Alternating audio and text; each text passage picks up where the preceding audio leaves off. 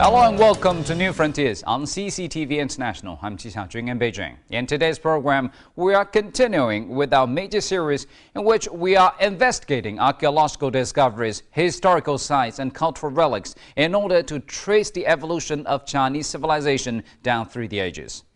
In August 1368, the Yuan Dynasty fell when an uprising led by Zhu Yuanzhang captured the capital, Beijing. Later that year, Zhu Yuanzhang had himself proclaimed emperor and established the Ming Dynasty. The first half of the new dynasty saw agriculture develop to a level never seen before. The improved agricultural technology freed up labor, which in turn encouraged the development of handicrafts industry and commerce. A number of significant cultural advances were made under the Ming Dynasty, symbolized by the Yongle Bell, the Forbidden City, and blue and white porcelain. China also raised its profile on the international stage, thanks in no small part to the great navigator Zheng He. Through his voyages to the western seas, he helped strengthen ties between the Ming Dynasty and the governments in other parts of the world.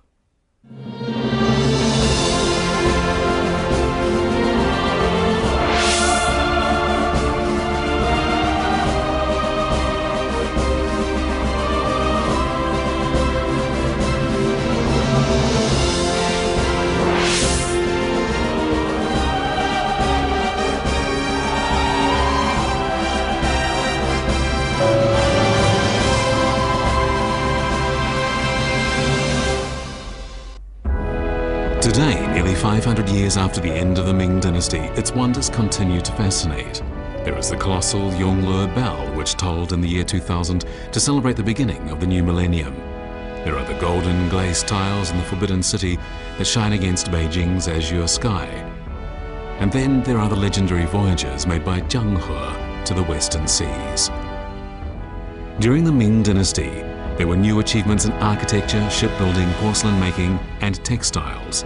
Products made in China were already well known throughout the world for their high quality and supreme craftsmanship.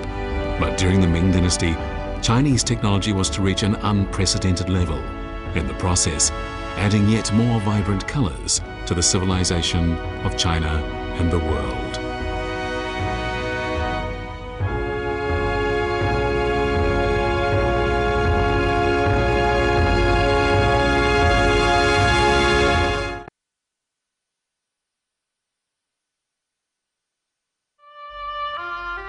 The Ming Dynasty was founded in the year 1368, and after a few years of recovering following the overthrow of the previous dynasty, the nation began to thrive once again.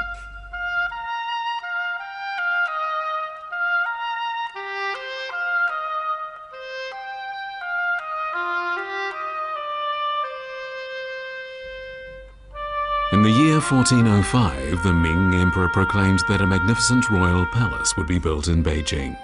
Today, that palace is commonly referred to as the Forbidden City.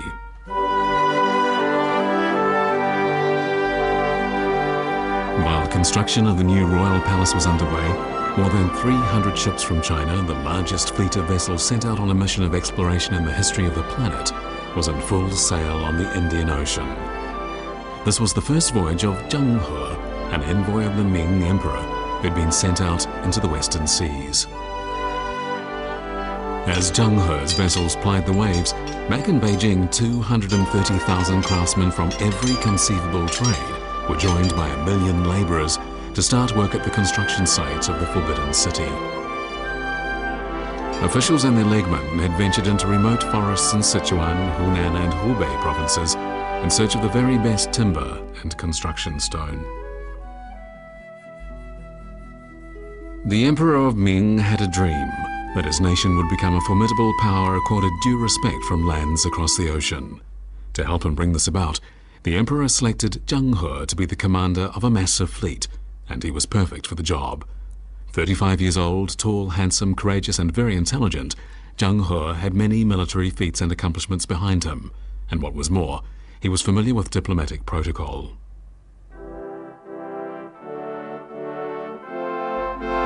To accomplish the mission entrusted to him, and before facing a voyage in uncharted waters that was certain to be perilous, Zheng He had first to obtain ships capable of withstanding the demands of such a long journey into the unknown.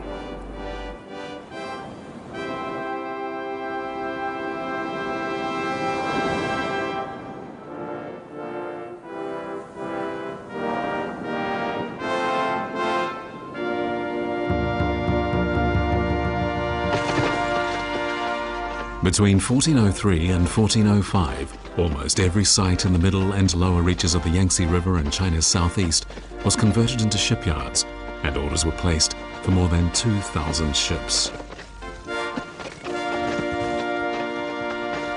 The Longjiang shipyard in Nanjing became the largest ship construction facility in the world. Timber of all sizes literally flooded into the shipyard via the Yangtze River, and there thousands of workers were ready and waiting to begin work.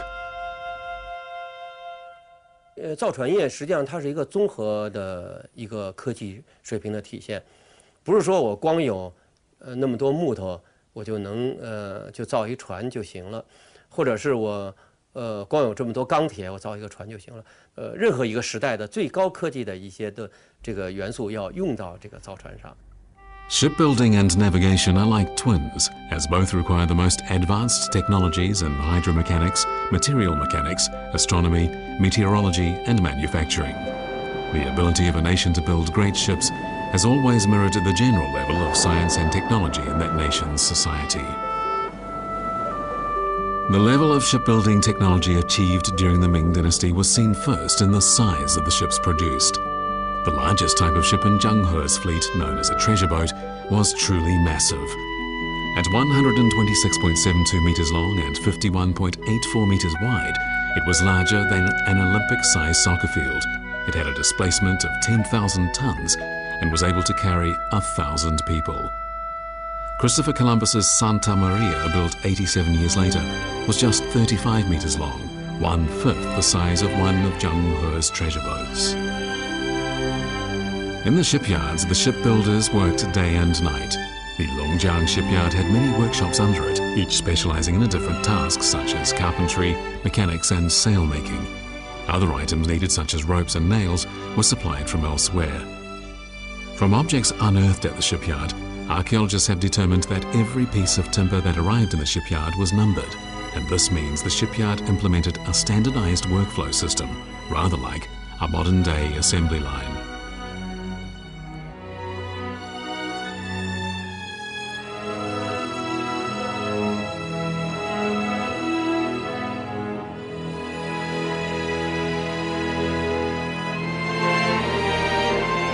A treasure boat was truly massive. It had no less than 7 floors, 3 above the main deck and 4 below. Of the lowest 2 decks, one contained rocks to stabilize the ship, while the other was for storing food and fresh water. The other 2 floors below deck accommodated sailors and soldiers. The second floor above deck, the most comfortable, had the best view, the freshest air, and suffered from the least movement. This deck was, of course, reserved for officials.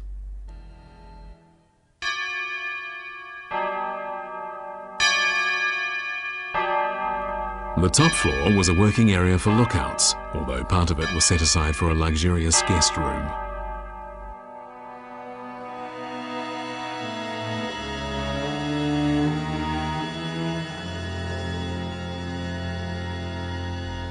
Following the experience of centuries of seafarers before him, Zheng He's treasure boat was made in the shape of a V.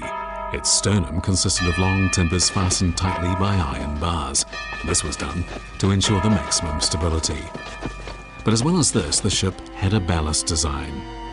The ratio between the length and width of the ship was 2 to 45, a ratio that prevented the hull from snapping in violent seas. Modern experimentation has proved that the maximum strength for the hull of a ship is achieved when it is between 340 to 380 millimeters thick. The hulls of Zheng He's treasure boats fell precisely within these limits. Building such massive treasure boats during the Ming Dynasty, when screws and welding were unknown, was truly an extraordinary achievement. There's a simple explanation as to why China could build such massive treasure ships as Zheng He's. The fact was Throughout its long history, and since the Qing and Han dynasties in particular, China had been developing the shipbuilding technology and navigational skills to make it a major seafaring power. China had been the world leader in shipbuilding and navigation since the Qin and Han dynasties around 2,000 years ago. During the Song dynasty around 1,000 years ago, China was building very large ships according to highly rational designs. They even had watertight compartments to lessen the chances of sinking. But the huge ships built for Zheng He during the Ming Dynasty pushed Chinese shipbuilding technology and navigation to new and unprecedented levels.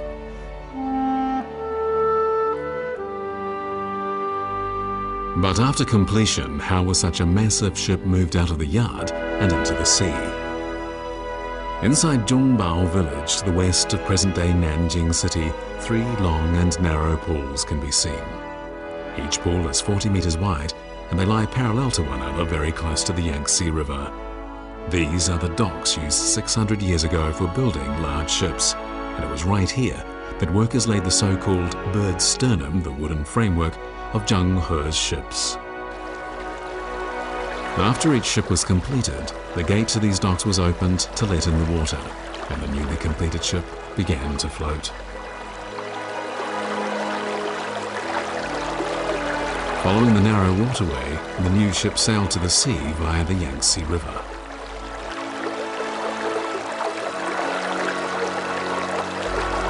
The first of Zheng He's voyages to the western seas began on a day in July 1405.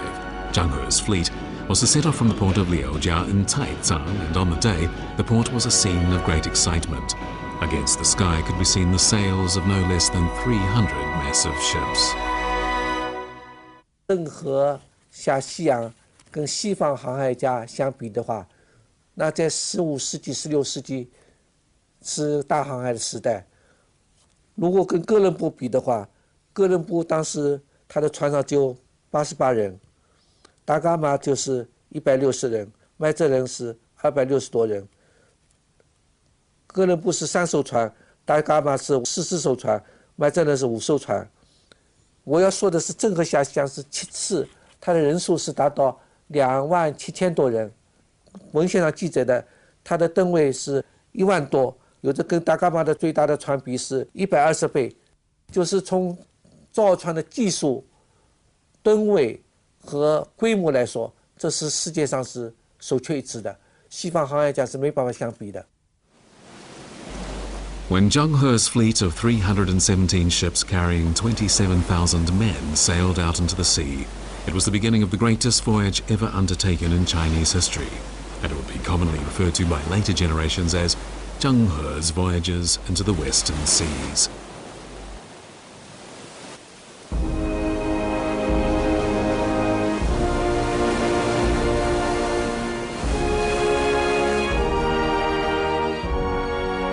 Zheng He was to make many more voyages. While he was on his 5th seagoing journey, far away in Beijing, the new royal palace being built along the south-north central line of the city in a highly symmetrical manner was just beginning to reveal itself. The central line, which ran across the entire city, highlighted the city's landmarks in a way that was stately, orderly, grand, and harmonious to the eye.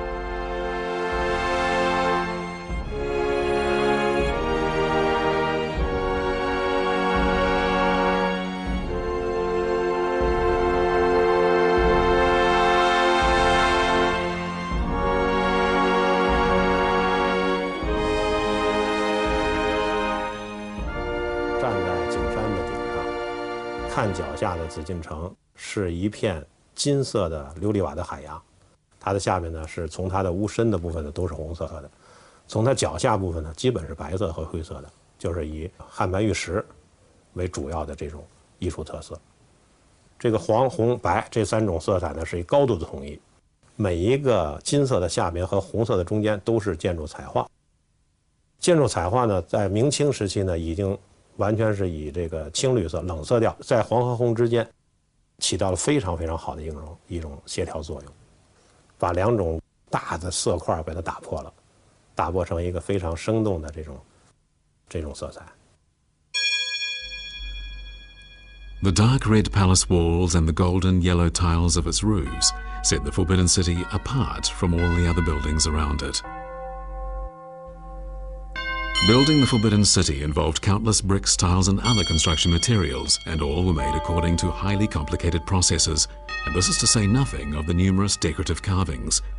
Behind the hall named Baohe, which means preserving harmony, lies the largest flight of stone steps carved out of a single piece of stone.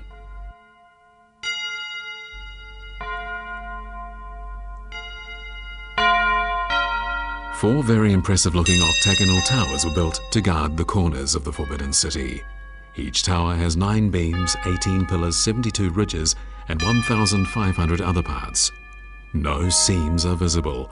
All the parts were joined using mortise and tenon construction techniques. In every sense, these towers are a marvel.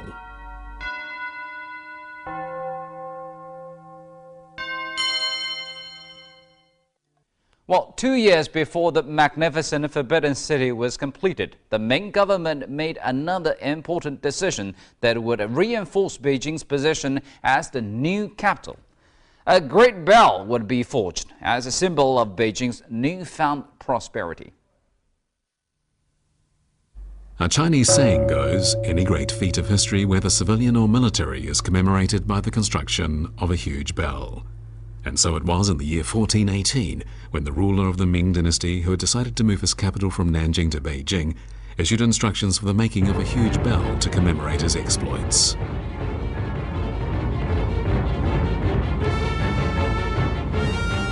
In March of 1418, master bell makers were called to Beijing, and there they learned of the specifications the government had set for the new bell.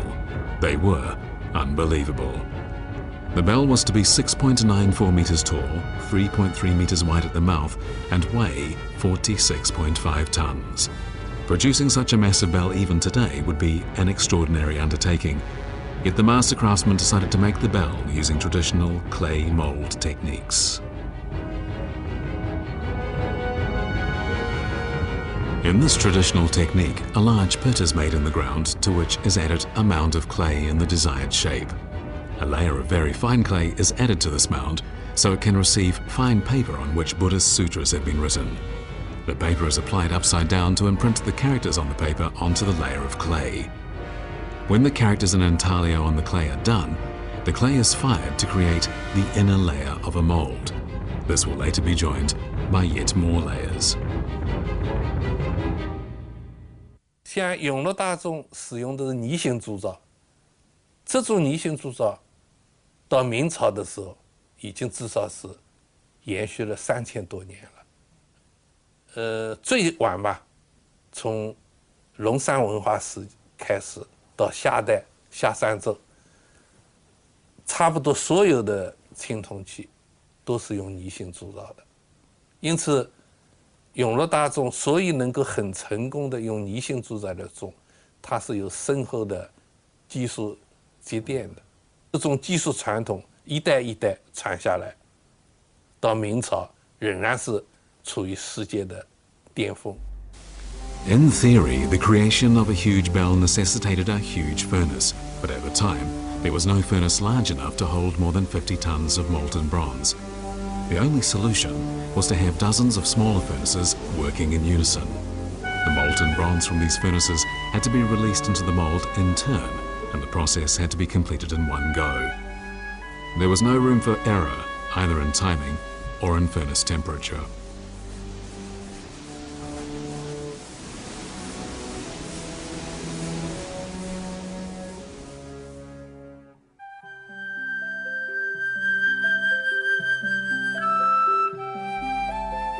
One of the purposes of moving the capital from Nanjing to Beijing was to consolidate defenses in the north.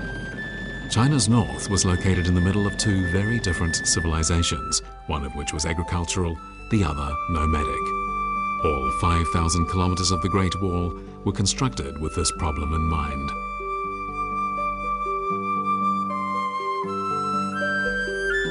The Great Wall was high, incredibly long and very solid, being built of massive slabs of stone. All the way from its eastern end to its western end, the wall had passes, lookout stands and beacon towers, thousands of them. Everything about it, its appearance, layout and aesthetic design, testified to a maximum input of human effort and resources.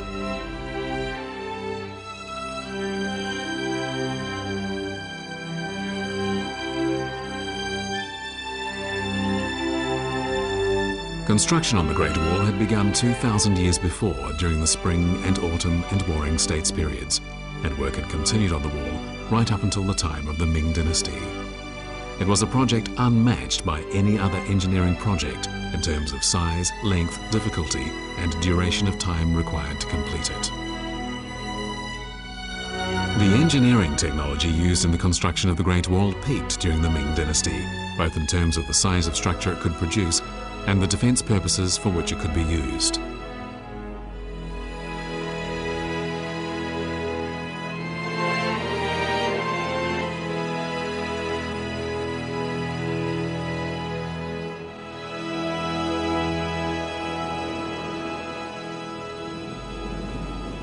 During the 28 years between 1405 and 1433, the fleet commanded by Zhang He made 7 voyages to Southeast Asia, the Indian Ocean, the Red Sea, and the eastern coast of the African continent. Chinese people of that time held the strong belief that the sky was round and the earth was square. This being the case, the possibility of suddenly falling into some abyss at the end of the world was naturally a concern. However, as worried as people were, Zhang He was still determined to reach the edge of the planet.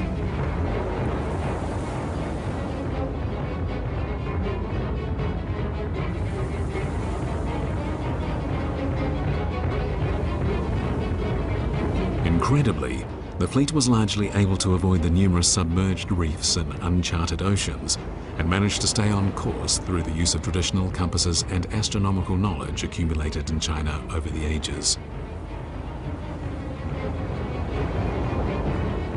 On board Zhang He's ships were navigators who were also charged with the responsibility of making, revising and recording the route the fleet had taken. This was in part to help facilitate a safe return. On the charts made by these navigators we can see recorded in great detail the routes taken by the fleet. Included are directions, water depth readings, reference objects, shallows and submerged reefs. Thanks to the compasses and the guidance of the navigation chart, Zhang He's fleet arrived at its destinations, and the fleet never got lost at sea.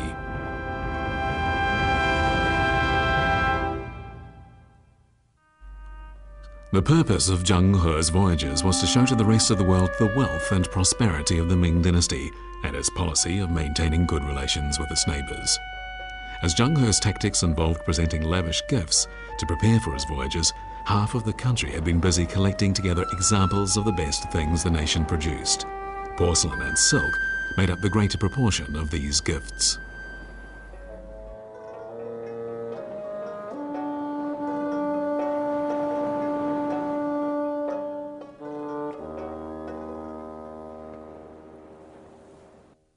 郑和下西洋跟海外的贸易，实际上带过去的是3种产品，一种是物质产品，包括丝绸啊、瓷器啊等等；一种是制作的产品，中国的一些农历的，就是立凤关系的；第3种是精神产品，那就是中国的文学、语言等等影响和风俗习惯、文化交流的，这个也是不可缺少的部分。 While Zhang He's fleet was proudly presenting its dreamlike civilization to the countries and areas it visited, the builders of the Forbidden City in Beijing were working on the world's largest royal palace. Classical Chinese construction involved 8 separate tasks, and these had changed little in thousands of years. The 8 specialized areas were carpentry, brick and tile laying, stone masonry, joinery, earthworks, painting, color painting for decoration, and last but not least, paperwork on walls and ceilings. These jobs might not sound impressive in themselves, but working together, the craftsmen in these trades produced the man-made miracle that we know today as the Forbidden City. 故宫的金黄色本身，琉璃瓦本身，但是它也有很多的技术细节。它在很小很小的地方，你看很多影子，很多这个装饰性的构件上那个琉璃构件当中呢，它的雕刻又是非常非常细微的，甚至于这个太和殿的这个瓦呀，铜瓦的每一个瓦头上雕的那条龙，它的每一个鳞片都应该是用人工，就是做完模子以后再用人工雕刻一次。所以你想想这个精细的程度，又和它的这个体量的巨大，又成了一个非常鲜明的对比。所以我觉得这个在艺术成就上，它的高度统一的这种面貌和这个非常丰富多彩的装饰，构成了一个和谐的整体。The dark bricks that comprise the floor of the Hall of Supreme Harmony have long been looked upon in awe and referred to as gold bricks. Even today, making replicas of these bricks is an impossible task. 金砖比较大的尺寸呢，就当时叫做2尺2，是吧？或者2尺，那是金砖尺寸很大的了。而且它的工序非常非常复杂，它实际上规定了很多工序呢，就是要求它这个加热的过程啊，是一个非常均匀。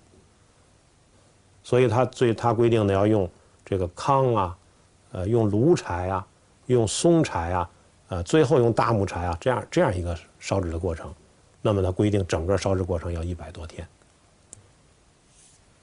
这砖最后达成一个什么样的质量标准呢？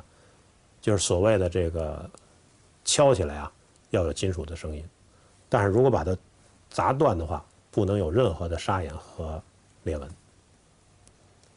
这个我觉得这金砖的烧制呢，应该说是明代取得的一个很高的成就。在宋的营造法式的记载当中，是没有这种工艺的。Of all the buildings inside the Forbidden City, the Hall of Supreme Harmony is the largest, and in the years it was built, it was both the tallest building in the city of Beijing and the largest wooden construction in the world. The Hall of Supreme Harmony occupies an area of 2,381 square meters, half the size of a modern-day soccer field.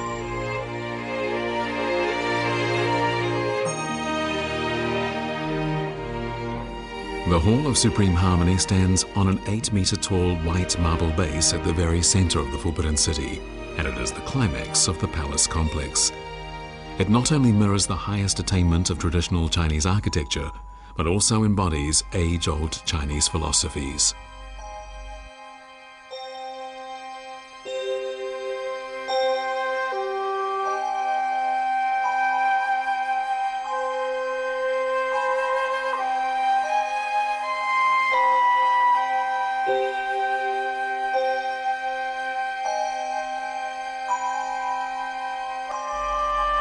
If one looked southward from the just completed Forbidden City, one would have seen another royal building complex under construction that was about the same size, the Temple of Heaven.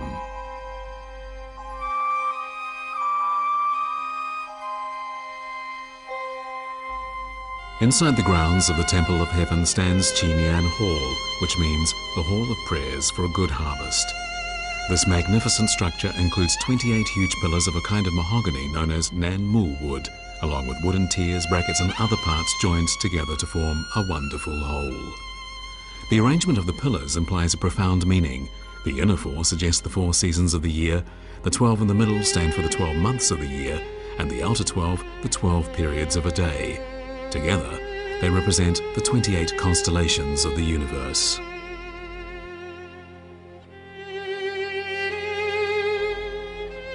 Magnificent in appearance and exquisite in detail, the inside of the hall shrinks to the center as the height increases, giving the building a stately demeanor as befits its purpose to elicit in the beholder an awesome respect for the power of heaven.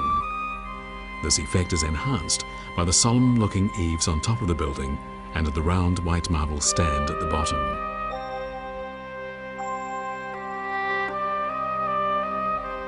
The reputation of the Chinese products Zhang He took with him brought him considerable honor and made him welcome everywhere he visited. On his 6th voyage, he reached the African coast.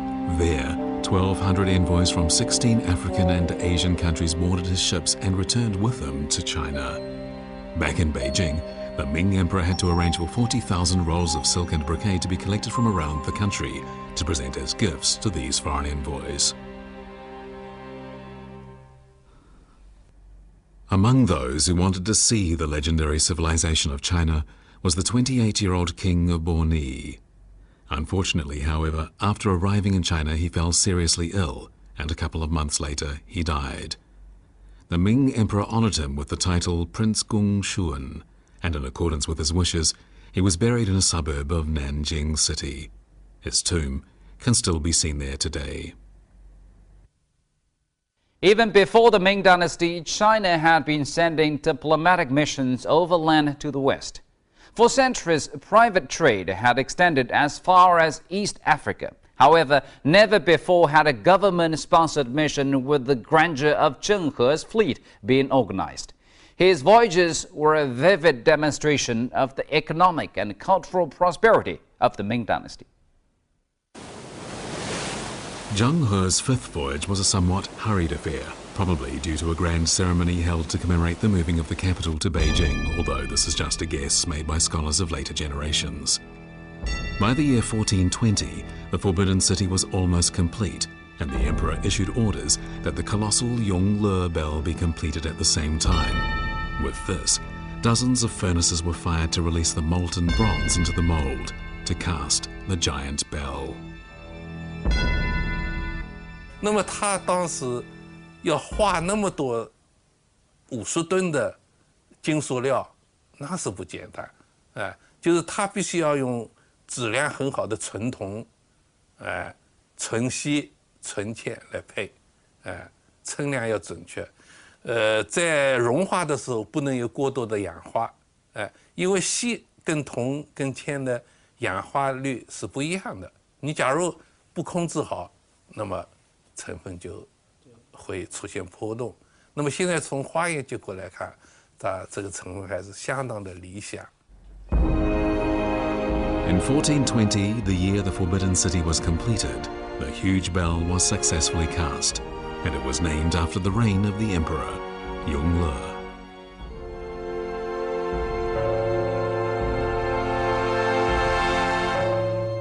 The sound that emanates from this bell is fine indeed. One knock creates an echo that lasts as long as 2 minutes, and the sound is very musical. Today, we know the precise percentages of the metals in the alloy. It is 80.5% bronze and 16% tin, while the remaining 3.5% contains lead, zinc, and magnesium. These ingredients, besides making the bell very strong and helping it produce a pleasant sound, enable it to withstand rust. It is hard to imagine just how many tests would have been needed to come up with the correct percentages for this alloy 500 years ago. After all these years, the bell still produces a pleasant sound. Making it required a thorough mastery of metallurgy, casting, mechanics, and acoustics, so it is little wonder that in Encyclopedia Britannica, the Yongle bell comes first in the list of the world's most famous bells. When the Forbidden City was finally completed in the year 1420, it was a man-made marvel, a testament to the numerous ingenious engineers who built it in what was still in Europe the Middle Ages. The Great Wall, which the Ming Dynasty had continued to build, began near the sea at Shanhai Pass in China's east and ended at Jiayu Pass in China's west. It stretched all the way from China's eastern coast to China's northwest, an area dominated by sand and wind. Most of the Great Wall was built on the tops of hills and mountains to follow the terrain, thus highlighting the shape of zigzagging mountain ranges like a huge dragon. For this reason, the Great Wall is viewed as the symbol of the Chinese nation, and together with the Egyptian pyramids and the Taj Mahal in India, it is regarded as one of the world's truly great historic engineering marvels.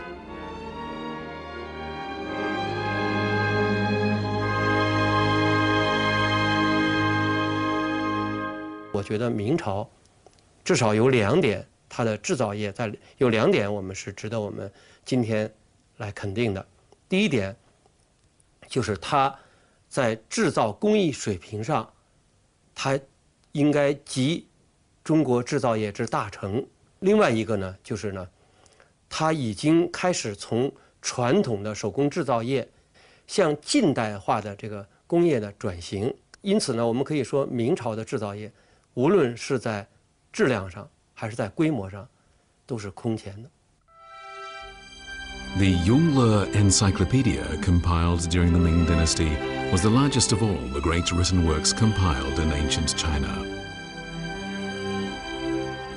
In the year 1637, Song Yingxing of the Ming Dynasty published Tian Gong Kai Wu, or Exploitation of the Works of Nature, a comprehensive book covering science and handicraft technology. Another man named Xu Guangqi wrote Nongjiang Chuanchu, or the Encyclopedia of Agriculture. After 30 years of extensive traveling, Xu Xiaoke published Travel Notes by Xu Xiaoke, which describes China's geology in great detail. Li Shijian, who lived in the middle of the Ming Dynasty era, wrote the voluminous Compendium of Materia Medica, held to be the most comprehensive medical book in Chinese history. The Ming Dynasty boasted a long list of established thinkers and literary men. The philosophical studies of Wang Yang Ming, for example, reflected a profound exploration of human life unmatched in any previous dynasty. The famous classical novels Journey to the West, Heroes of the Marshes, and Romance of the Three Kingdoms were all written during the Ming Dynasty, as was the famous classical play, The Peony Pavilion.